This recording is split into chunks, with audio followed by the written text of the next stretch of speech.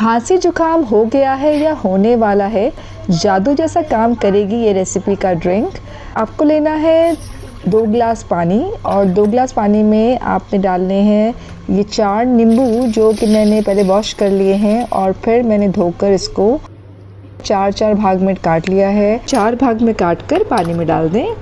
इसके बाद आपको 2 काली मिर्च, 4 लौंग और इलायची, छोटी हो सकती है या बड़ी हो सकती है, 1 इलायची डालनी है, उसके 5-6 दाने डालने हैं।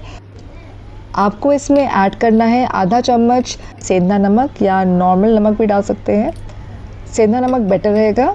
और इसको उबलने के लिए, बॉईल करने के लिए छोड़ दें। जब ये 2 गिलास पानी आपका थोड़ा कम हो जाएगा तो आप इसको बंद कर सकते हैं और बंद करने के बाद इसे छान लें। इसको आप हॉट पी सकते हैं। लाइक आपको जुकाम स्टार्ट हो गया है तो आप ले लें। You will have amazing results.